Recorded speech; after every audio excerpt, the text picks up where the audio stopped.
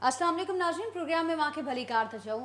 नाज़रीन, पाकिस्तान तहरीक इंसाफ जे चेयरमैन इमरान खान जे वाज़े ऐलान बावजूद ही सवाल पंहिंजी जाइ ते बरक़रार आहे त 23 डिसेंबर ते पंजाब ऐं केपी असैम्बली टुटंदियूं या न।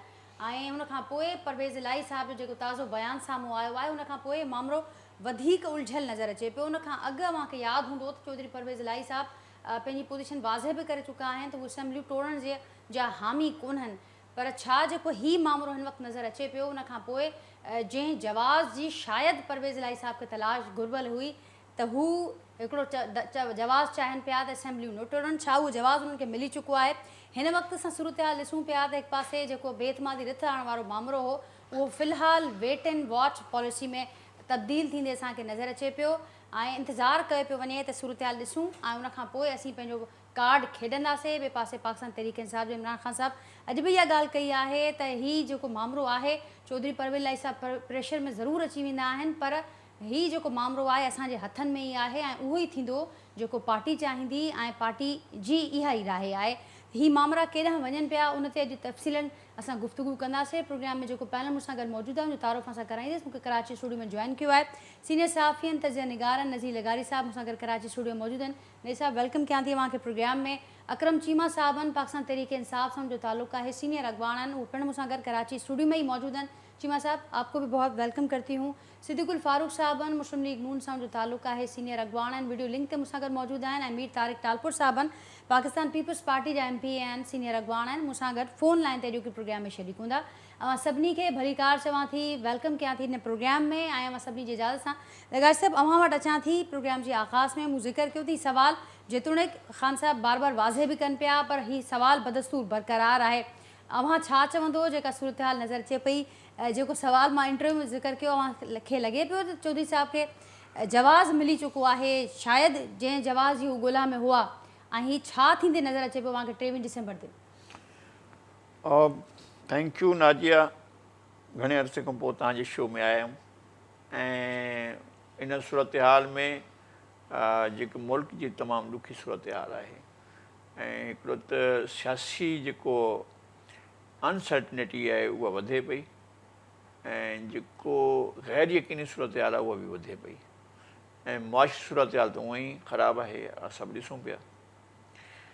मां सम्झां थो त जेकॾहिं इमरान खान वज़ीर आज़म हुजे हा तॾहिं बि असैम्बलियुनि खे मुदत पूरी करणु खपंदो हुयो ऐं हाणे बि असैम्बलियुनि खे पंहिंजी मुदत पूरी करणु खपे। ऐं हीउ रिवाज जेको आहे सो इहो हाणे जेकॾहिं 2002 खां वठी हाणे ताईं जेकॾहिं 5-5 साल असैम्बली जा अचनि पिया, डिलीवर थिए थो नथो थिए, न त पोइ हुकूमत में डिलीवर थियो हो ऐं न जेको हाणे डिलीवर थिए पियो। इन करे मां सम्झां थो त असैम्बलियूं बाक़ी रहनि, ठीकु, मुंहिंजी ख़्वाहिश आहे। पर हालतूं छा थींदियूं ऐं जेको राति जो मां उहो ॿुधो चौधरी परवेज़ इलाही साहब जो इंटरव्यू, त उहो त लॻे थो त हू बिल्कुलु आइन मौक़े ते फिरी सघे थो, चई सघे थो त बाबा मां कोन थो टुरियां। ऐं जेकॾहिं अॻियां हुनजी ॻाल्हि ॿोल हली वई त ऐं हाणे जेकॾहिं मां इहो सम्झंदो त इमरान ख़ान खां परे थी वियो आहे। इमरान ख़ान भले चाहे त हू हुन सां गॾु हुजे या गॾु हलाइजे, उहो छो बाक़ी उनखे ख़बर त बाक़ी 5 ॾींहं बचिया आहिनि, एतिरो ई हाणे हुन चीफ मिनिस्टर रहणो आहे। ऐं जेकॾहिं हुनखे यकीन ध्यानु थिए त कुझु ॾींहुं ॿिया रही सघे थो या हुनखे कुझु ॿियूं गारंटीज़ मिलनि थियूं या कुझु हुनखे श्योरिटी जो हुजनि, मुमकिन आहे हू पाण न टोड़े ऐं PTI खे वञिणो पवे हुन में त हू जेके आहिनि सो हलिया वञनि नो कॉन्फिडेंस में, ऐं उहो बि करे सघनि था। ऐं हिन मामले में वरी हू छा कंदी, PMLQ छा कंदी, उनजी पॉलिसी छा हूंदी, उहा बि साम्हूं ईंदी। पोइ ज़ाहिर आहे हिकिड़ी नई सूरत हाल जनम वठंदी, चाहे मामिलो वेंदो वोट ऑफ नो कॉन्फिडेंस में या हू बि मामिलो वेंदो असैम्बली टोड़ण में। ऐं घणो करे जेको आहे सो राति वारी सूरत हाल जेके बदिली वई आहे, जेको असांखे ॾिसणु अचे पियो 23 ते जेको थियो हुयो, हुन में त लॻे पियो त जेको आहे सो अञा हिन 17 ते उहो त लॻे पियो त असैम्बली जेको आहे सो बसि वई, हाणे असैम्बली न बचणी ऐं हुनजे लाइ हुन 5-6 ॾींहं न हुया ऐं उहो उन मां बि 2 ॾींहं गुज़री विया आहिनि। हाणे मां सम्झां थो जेकॾहिं असैम्बली टुटणी आहे त आहिनि 5 ॾींहं या 4 ॾींहं, सही, पर मां सम्झां थो इहो बची बि सघे थी। बची हिकिड़ी बि नई सघे सूरत थी। हाल बि थी सघे। ठीकु ठीकु। ऐं उन सां गॾोगॾु लगाए साहिब मां ज़िक्र बि कयो त हीउ जेको टाइम 2 ॾींहं गुज़री चुका आहिनि, बाक़ी 4-5 ॾींहं आहिनि, उन में ख़बर पइजी वेंदी, बची भी सके थी। चीमा साहब आपकी तरफ आऊँगी। नज़ीर लगाए साहब को आपने सुना और इस पर तो आएंगे कि 23 दिसंबर को क्या हो सकता है। चौधरी साहब के बदलते तेवर का भी यहाँ पर जिक्र हुआ, लेकिन उसके साथ साथ इस पर बहुत ज़्यादा बहस हो रही है कि ये 1 हफ़्ता क्यों लिया गया पाकिस्तान तहरीक इंसाफ की जानिब से। इससे पहले बताया गया कि सब कुछ पूरा है, नंबर्स पूरे हैं, होमवर्क पूरा है, काफिली एक पेज पर हमारे साथ खड़ी है, फिर भी ये 1 हफ्ते का टाइम, उस पर बहुत सारे सवालात उठ रहे हैं। क्या कहेंगे आप? बिस्मिल्लाहिर्रहमानिर्रहीम। नाजिया, मैं समझता हूँ कि सियासत में इमरान खान साहब ने जिस तरीके से अल्हम्दुलिल्लाह मैं समझता हूँ अपने आप को मनवाया है, और उनकी ये ख्वाहिश थी कि यानी कि ये कल को बात ना हो कि हमें मौका नहीं दिया। हमने तो मौका दे दिया, 1 हफ्ते की हमने टाइम दिया है, और उसका सिर्फ़ और सिर्फ ये मकसद है कि होश के नाखून ने मुल्क इससे ज़्यादा मज़ीद इस इम्पोर्टेड हुकूमत का बोझ बर्दाश्त करने के काबिल नहीं रहा। और अब सिर्फ़ और सिर्फ देखिए तहरीक इंसाफ का क्या मुतालबा है, 1 पॉइंट एजेंडा है, एक मुतालबा है कि आएँ, आवाम के अंदर इलेक्शन करवाएं, उसके बाद जिसकी भी हुकूमत बने, हम ये तो नहीं कहते कि हमारी हुकूमत बनेगी, ठीक, आएँ आवाम के अंदर, पॉपुलर हैं तो वोट लें लोगों से, और दोबारा हुकूमत एक मजबूत हुकूमत आए जो मुल्क को आगे लेके चले। इस वक्त तो सूरत हाल ये है कि मिनटों के हिसाब से मुल्क जो है ना नीचे जा रहा है। गो कि जब से हमने आँख खोली है और जब से हमें थोड़ा सा शऊर आया है, लगारी साहब हमारे उस्तादों में से हैं, यूनिवर्सिटी के सीनियर हैं हमारे, और जब से हम देखते हैं कि मुल्क नाजुक दौर से गुजर रहा है, मुल्क नाजुक दौर से गुजर रहा है, आखिर कोई तो इस मुल्क के अंदर आना चाहिए ऐसा जो स्टैंड ले और इस मुल्क को एक सही सिमत में लेकर जाए। जो कुछ पिछले 3.5 साल में हमारी हुकूमत के दौरान हुआ, वो इमरान खान ने लगी लिपटी रखे बगैर हर फोरम के ऊपर उसको उजागर किया और एक एक बात को खोल के बताया गया। तो मैं समझता हूँ कि बड़ा मसला पैदा कर दिया। आपने कहा कि लगी लिपटी नहीं रखी, लेकिन अब फिर से बड़ा मसला है, बदलते तेवर आप देख रहे हैं चौधरी साहब के। देखिए, मैं आपको बताऊं, इत्तेफाक की बात है कि चौधरी बरादरान जो हैं ये समझ लें कि हम एक फैमिली की तरह हैं, और मैं बहुत गहरी नज़र है मेरी उनकी सियासत के ऊपर भी, और उनसे बहुत कुछ ज़िंदगी में अल्हम्दुलिल्लाह सीखा है। हमारे बुज़ुर्गों में शामिल हैं वो भी। तो मैं समझता हूं कि ये बिल्कुल बैद अज़ इम्कान है ये बात कि चौधरी साहिबान अपनी की हुई बात से आगे पीछे होंगे। वो ज़ुबान वाले लोग हैं अल्हम्दुलिल्लाह, और अपनी ज़ुबान जो उन्होंने दी है, भले कुछ भी हो जाए, कुछ भी हो जाए। देखिए, अपना मौक़िफ़ देने से जो अगर वो सही सियासत करते हैं तो जो चीज़ उनको बुरी लगी तो उन्होंने अपना मौक़िफ़ बयान किया, उसको पाकिस्तान तहरीक इंसाफ को उस चीज़ से कोई मसला नहीं है। ज़ाहिर बात है, उनकी अपनी पार्टी है, उनकी अपनी सियासत है, वो अपनी बात रख सकते हैं, ठीक है। इस मामले पे एक ही सोच, इस मामले पे मैं कैटेगोरिकली आपको लिख कर देने को तैयार हूँ। आपके शो के अंदर भी नज़ीर लगारी साहब भी बैठे हुए कि जो बात उन्होंने कह दी है वो अटल है। तो मतलब 23 दिसंबर को हाँ, ये जितनी मर्जी कोशिशें कर लें, हाँ, जितनी मर्जी कोशिशें हो जाएगी, जी बिल्कुल तहलील हो जाएगी। और चौधरी बरादरान इमरान खान के साथ ही अपना मुस्तकबिल देखते हैं, और अपने मुस्तकबिल की सियासत को भी इमरान खान के साथ। वहाँ से भी कुछ सरगर्मियाँ शुरू हो चुकी हैं, हुकूमती सफ़ों में भी हलचल है। वहाँ हुकूमती इत्तेहाद ने गो के हमने देखा कि उन्होंने अभी फ़िलहाल अदम एतमाद की तहरीर ना लाने का ऐलान किया है, लेकिन उसके साथ साथ बड़े मामला चल रहे हैं। वहाँ पर सिद्दीकुल फारूक भी हमारे साथ हैं, और उसके साथ अमीर तारिक टालपुर साहब भी हमारे साथ हैं। सिद्दीकुल फारूक साहब, आपकी तरफ आऊँगी।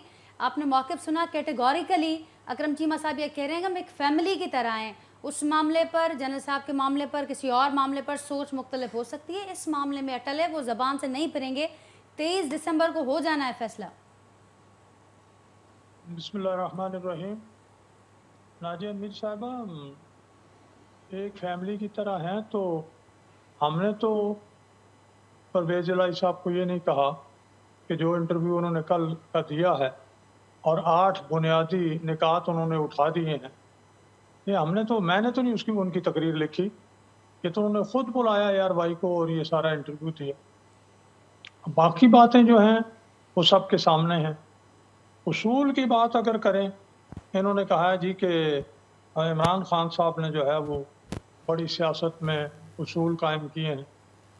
फिर इमरान खान साहब का कोई उसूल है तो फिर कायदे आज़म अलैहि रहमत का तो कोई उसूल ही नहीं था, इसलिए कि इमरान खान यू टर्न भी लेते हैं, सच बोलने से करते हैं, कहते हैं कि मैं मर जाऊंगा ये काम नहीं करूंगा, वो काम भी करते हैं। और फिर कोई करप्शन का ऐसा शोबा नहीं है जिस करप्शन के शोबे में वो मतलब है मीनारे पे चढ़ के ना खड़े हो। अखलाकी करप्शन हो, माली करप्शन हो, इंटेलेक्चुअल करप्शन हो, हर तरह की करप्शन उनके सामने आ रही है। शौकत खानम का 1995 में इन्होंने 2 अरब का हिसाब लाहौर हाई कोर्ट के 3 रुकनी बेंच ने कहा कि हिसाब पेश करें, 2 अरब रुपए का हिसाब आज 27 साल में उन्होंने दिया नहीं है। तो फिर ये अगर हिसाब नहीं देते तो फिर इनकी ईमानदारी कहाँ गई और इनका सारा हिसाब किताब कहाँ गया। अभी तोशाखाना सामने है, तोशाखाना ये कोई 1-2 अरब की बात नहीं है, ये 10 अरब से ऊपर चला जाएगा। फिर वो जो बाहर से पैसे आए, जो बरतानिया से काला धन 50 अरब उन्होंने भेजा, वो इन्होंने किसको दिए, जरा इनसे पूछ लें।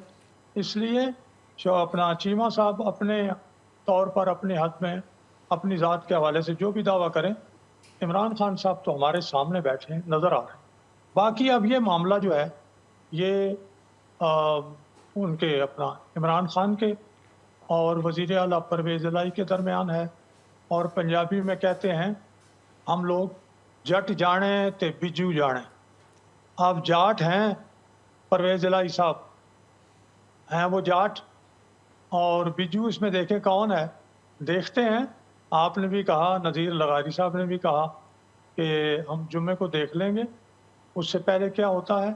लेकिन ये ज़रूर है, वो एक और बात चीमा साहब ने कही, भाई आपने इस मुल्क की मईशत के साथ किया क्या। IMF के लिए आपने कानून साजी की, IMF के हवाले आपने स्टेट बैंक किया, IMF के आदमी को बुला के स्टेट बैंक का गवर्नर लगाया, IMF के साथ मुआहदा आपने किया जो अब हम उससे इम्प्लीमेंट कर रहे हैं। आप तो उससे जब देखा आपने हालात को तो आपने भागने की कोशिश की, वो उन्होंने पकड़ लिया, उन्होंने कहा कि ये तो मुआहदा पाकिस्तान के साथ हुआ है, कोई भागे तो उन्होंने जाहिर है पहला मुतालबा दूसरे तीसरे दिन ये था कि कीमतें बढ़ाओ, क्योंकि इमरान खान दस्तखत करके गया है बतौर वज़ीर आज़म, पेट्रोल की कीमतें बढ़ाओ, गैस की कीमतें बढ़ाओ, बिजली की कीमतें बढ़ाओ, टैक्स बढ़ाओ। तो भाई ये आपका क्या धरा है। आप कहते हो मईशत, तो ये मईशत किसने की है, ये मईशत आपके शौकत तरीन ने। एक जुमला और सुन लें जी जी। आपके शौकत तरीन ने इसी साल मई में 10 अप्रैल को वज़ीर आज़म शहबाज शरीफ साहब ने हल्फ उठाया। मई में शौकत तरीन ने कहा इमरान खान के पास तो कोई माशी प्रोग्राम ही नहीं था। ये आपका वज़ीर ख़जाना कह रहा है, मैं नहीं कह रहा। इसलिए इतनी पाकी दामा की हकायत ना बढ़ाएं कि इमरान खान को कोई बड़ा लीडर यार को खुदा का खौफ। कायदे आज़म अलैहि रहमत ने कहा 100 दफ़ा सोचो, एक दफ़ा एक बात अगर कह दो फिर उस पर कायम हो जाओ। इमरान खान साहब एक ही तकरीर में यू टर्न ले लेते हैं, कौन सी बड़ी ठीक। तो इस बार भी आप एक्सपेक्ट कर रहे हैं कि यू टर्न काम आ जाएगा, यू टर्न लिया जाएगा, या आप समझते हैं कि इस बार कुछ और, जैसे नज़ीर लगारी साहब ने जिक्र किया कि कुछ गारंटीज, कुछ और कुछ चीज़ें, कुछ गिव एंड टेक काम आ सकता है, तो उस पर काम ज़्यादा हो रहा है। देखिए ये सारी बात नाज़रीन राब्ता मुनक़ती थी। जी सिद्दीकुल फारूक साहब, जी कंटिन्यू कीजिएगा। ना मैं नजूमी हूँ, ना मैं उस लीडरशिप के साथ बैठा हुआ हूँ। अगर कोई उसूल है, कोई ज़ाब्ता है, कोई मुआहदे होते हैं, या कोई मतलब है गुफ्तगू होती है और उस पर इंसान की कोई इज़्ज़त नफ्स भी है, तो फिर तो मैं समझता हूँ बड़ी मुश्किल है जो इंटरव्यू उन्होंने कल दिया है उसके बाद मिल बैठना, और जो पेशरफ्त हो रही है।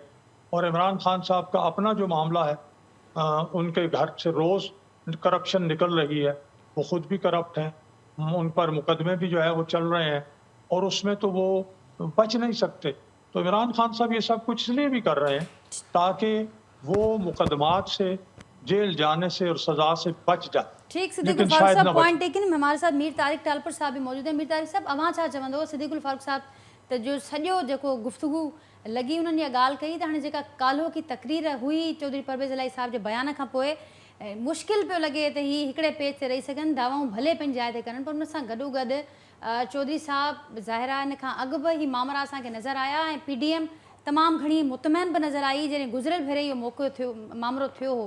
हाणे कुझु अहिड़ी न टाइप नोईअ जी सिचुएशन लॻे पई, ख़ुदि PDM वटि छा आहे, हुकूमती इतिहाद वटि आछण जे लाइ छा आहे हिन सॼे मामले में?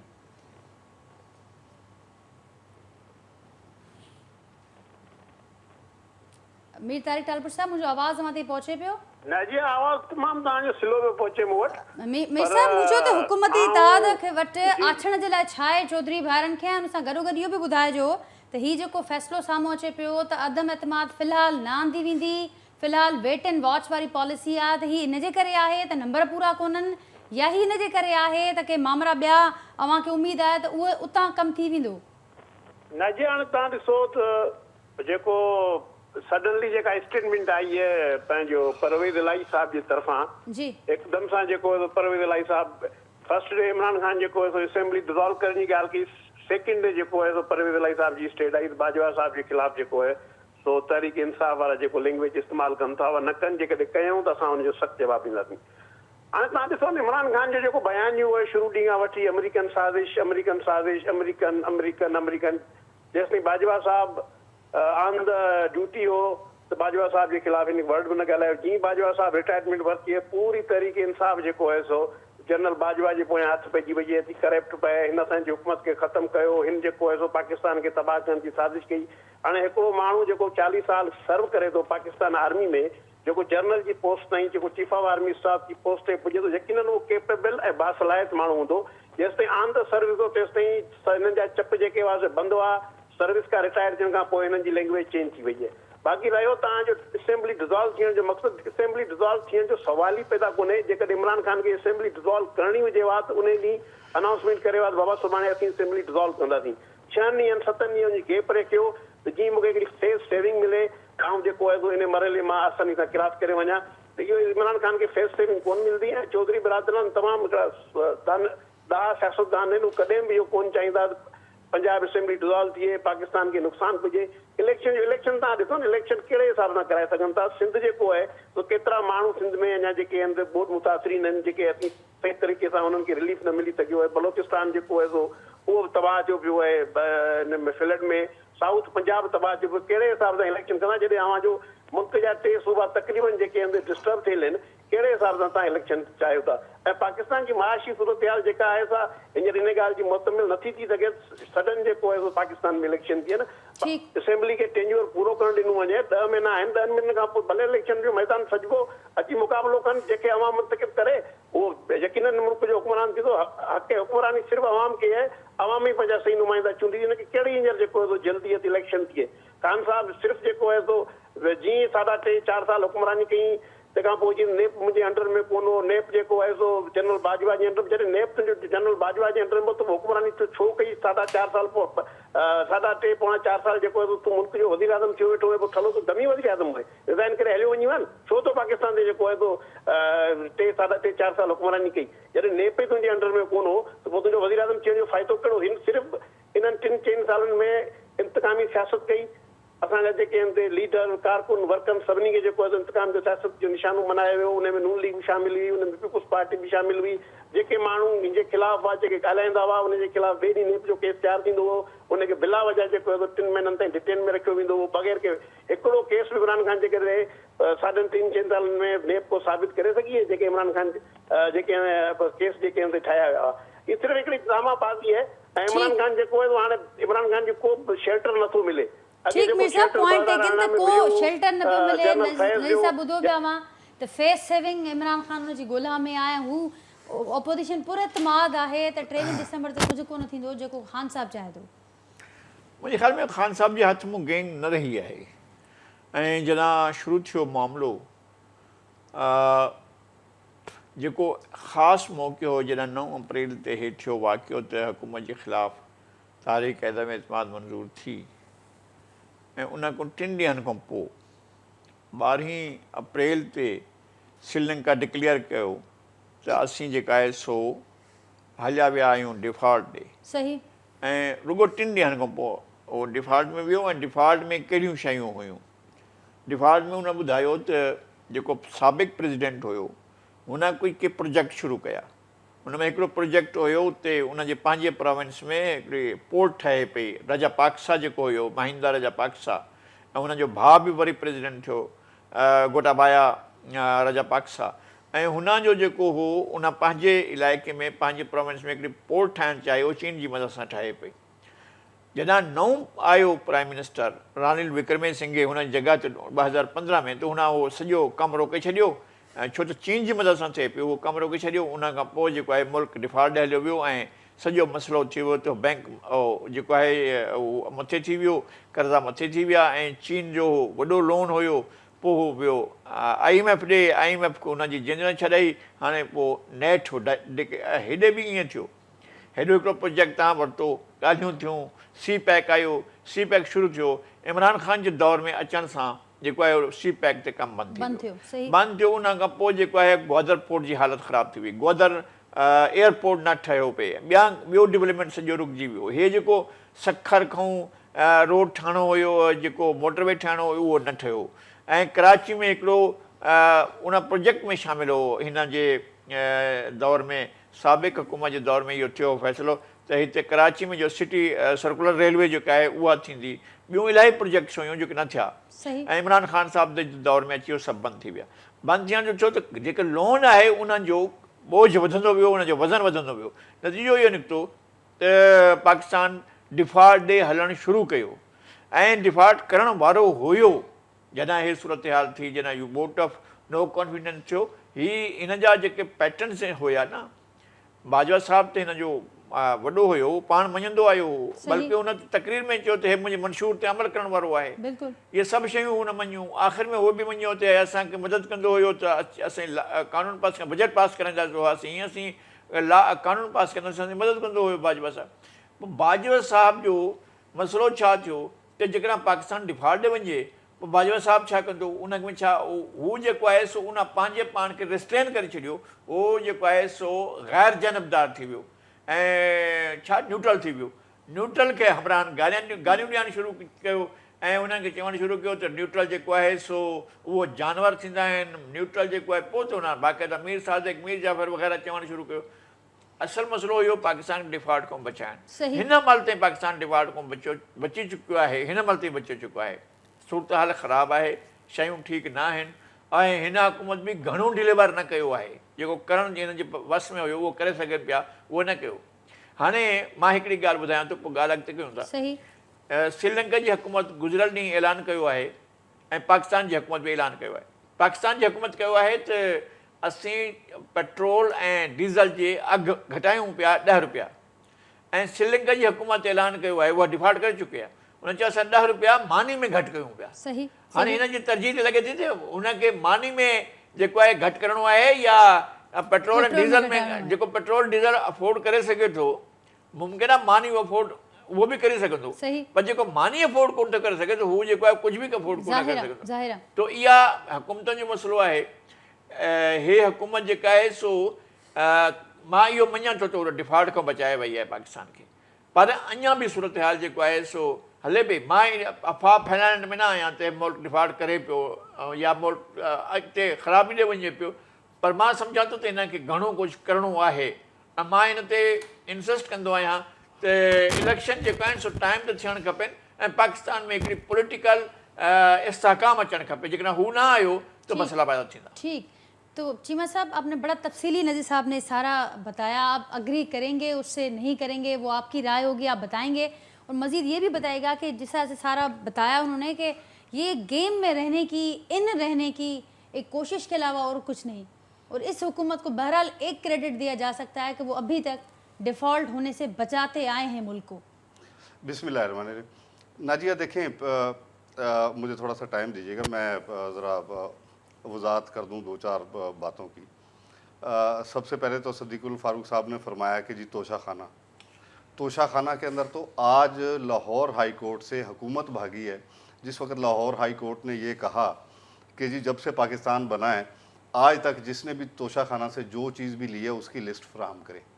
ये क्यों लिस्ट फराहम करने से इनकारी है? ये इमरान खान की भी करें और जब से पाकिस्तान बना है उस लिस्ट को हाई कोर्ट सबके को सामने फराहम आना करे। चाहिए। हाँ, और आज इन्होंने वहाँ से भी भागने की कोशिश की, जिसको लाहौर हाई कोर्ट ने नाकाम बना दिया और इनको पाबंद किया गया है। इन्होंने पहले तो ये आर्डर की जी वो खुफिया होती है। भाई खुफिया क्या चीज़ होती है? खुफिया तो कोई चीज़ नहीं है। अगर इमरान खान ने तोशा खाना से कोई चीज़ ली है तो वो तो अपने उसने एसेट्स में डिक्लेयर किया हुआ है इलेक्शन कमीशन के अंदर भी।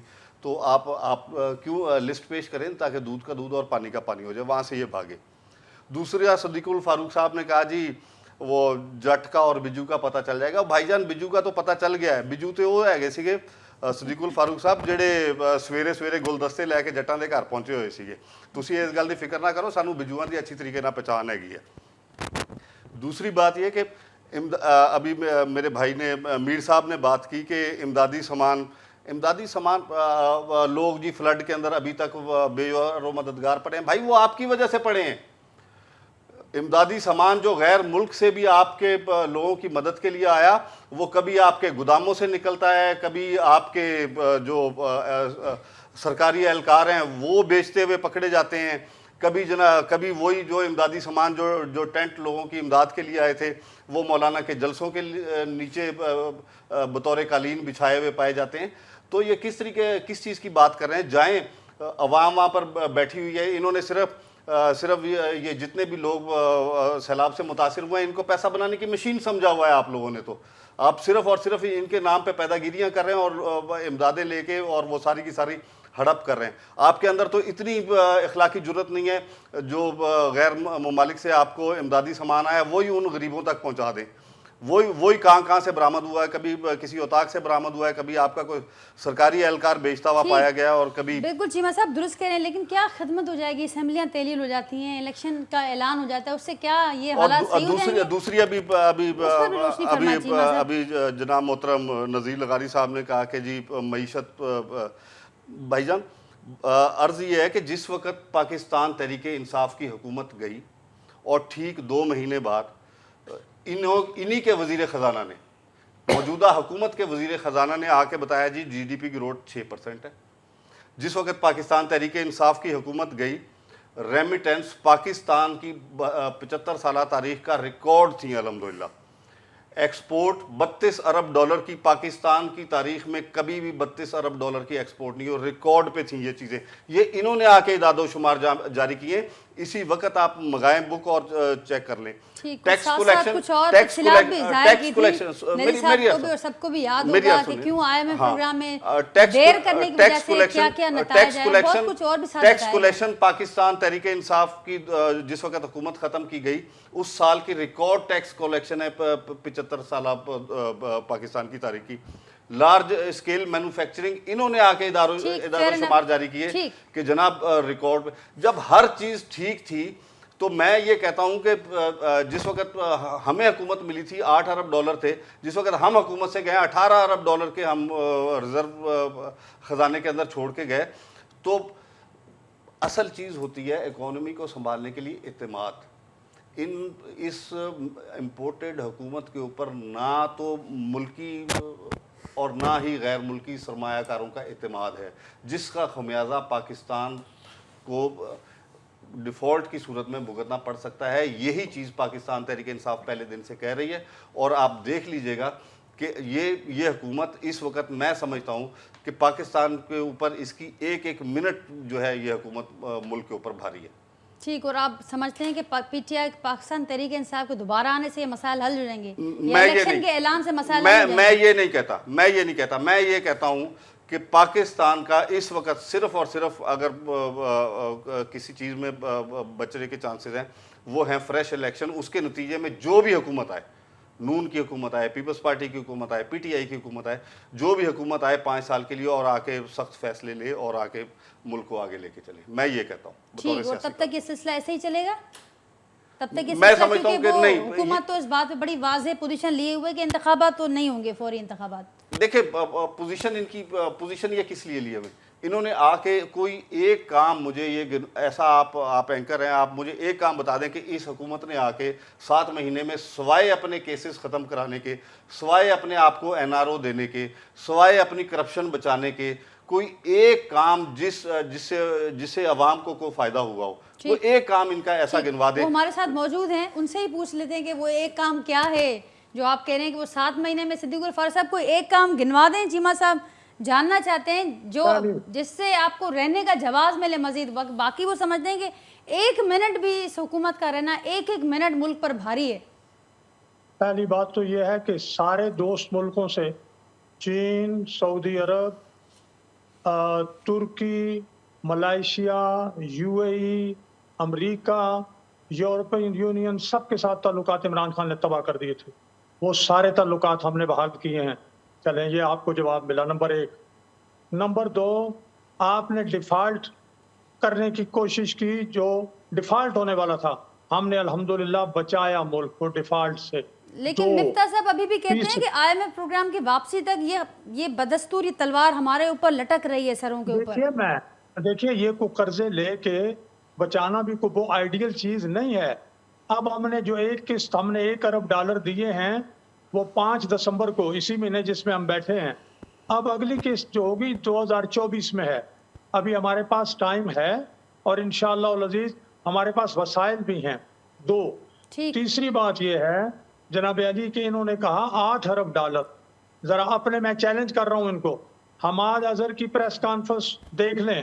$18 ارب ہم سے فاریکس ریزرو جو ہیں وہ ہم نے انہیں دیے جب ہماری حکومت گئی. گندم سرپلس تھی، چینی سرپلس تھی، انہوں نے ایکسپورٹ کی اور اتنی ایکسپورٹ کی کہ پھر امپورٹ کرنی پڑی اور پھر اس میں جو سکینڈل بنے وہ آپ کو معلوم ہے. تیسری بات حضور یہ ہے کہ آپ کہتے ہو کہ اپنا 1 منٹ قرضے جو ہیں وہ آپ نے لیے $43 ارب اور 20,000 ارب روپے. یہ آپ کے وزیر خزانہ نے بھی مانا. ساری حکومتوں نے 70 سال میں 25,000 ارب لیے، ان کے تقریباً 70% انہوں نے 3.5 سال میں قرضے لے لی. پھر آپ یہ بات کرتے ہو، پھر 3.5 سال عمران خان صاحب نے کہا کہ جناب علی اسٹیبلشمنٹ اور حکومت اپنا ہم ایک پیج پر تھے. آخری 3 مہینے باجوہ صاحب ہمارے ساتھ نہیں تھے. تو 3.5 سال میں بھائی آپ نے کیا کیا؟ آپ بتائیے کہ عمران خان صاحب اپنے NRO لینے کے لیے 2 دفعہ ہیلی کاپٹر کے قانون میں تبدیلی کی.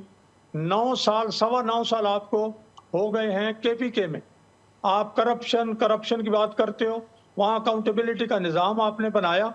جب اکاؤنٹیبلٹی کے چیئرمین نے وزیر اعلیٰ کی کرپشن پکڑی، وزیروں کی کرپشن پکڑی، انہوں پر ہاتھ ڈالنے لگے، عمران خان نے سارا کچھ چھڑوا دیا.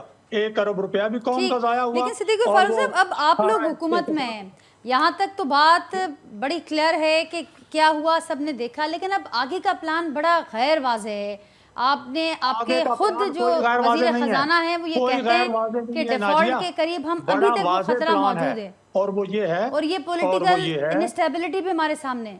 جی بالکل پولیٹیکل اسٹیبلٹی. ایک بات انہوں نے اور کی، انہوں نے کہا جی کہ وہ توشہ خانہ ہائی کورٹ نے یہ بات کی ہے.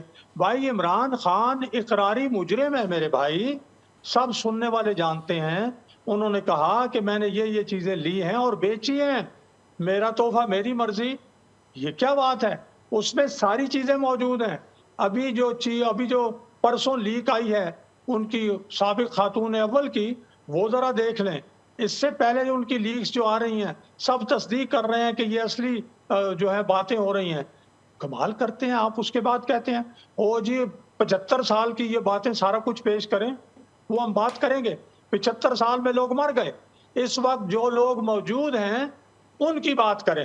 مرنے والوں کا احتساب کون کرتا ہے؟ مرنے والوں کا حساب کون لیتا ہے؟ زندہ لوگوں کی بات کریں جو اقراری مجرم ہے کہ ہم نے یہ کیا. ٹھیک صدیق الفار صاحب پوائنٹ ٹیکن، لیکن اسی بات کا ایک کاؤنٹر آرگومنٹ آتا ہے کہ آپ نے لیکس کا ذکر کیا، اس سے پہلے بڑی باتیں ہوئی.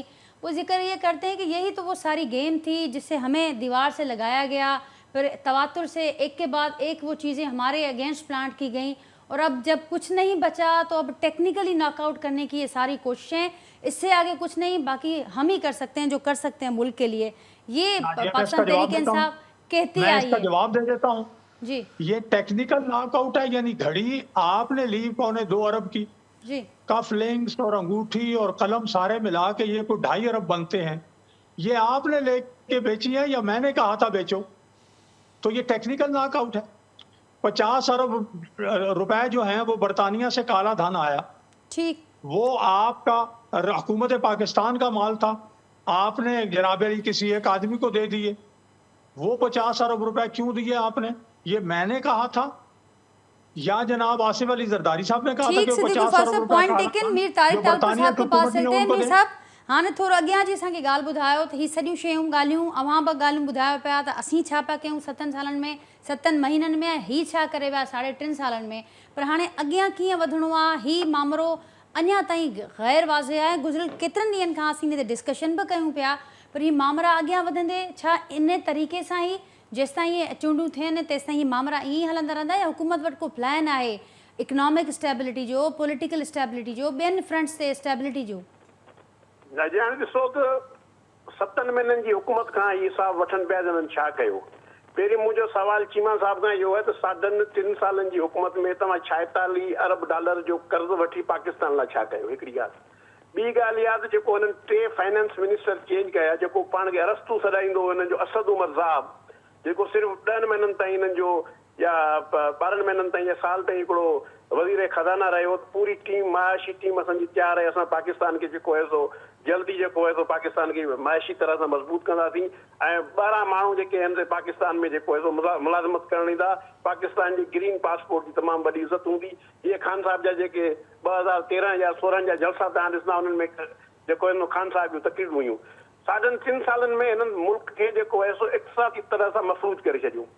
हिननि जेको आहे सो फॉरेन पॉलिसी हिननि जी बिल्कुलु फेल वई। सऊदी अरब सां हिननि जा तालुकात ख़राब थिया, जेको असांजो बिरादर मुल्क आहे।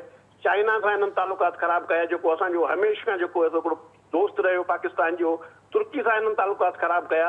इमरान ख़ान जी का बि वाज़े पॉलिसी पाकिस्तान लाइ न हुई। सिर्फ़ु कर्ज़ खयो ऐं तोशाखाना मां वाचूं चोरी कयईं, ऐं जेके आहिनि से पंहिंजा दोस्त नवाज़ी जी कणिक एक्सपोर्ट थी वई, उहा दोबारा जेको आहे सो डॉलर में घुराई वई। खंड खे एक्सपोर्ट करे छॾी। खंड पाकिस्तान जी तारीख़ में जेको आहे सो हाईएस्ट रेट हो जॾहिं ख़ान साहिब जी हुकूमत हुई।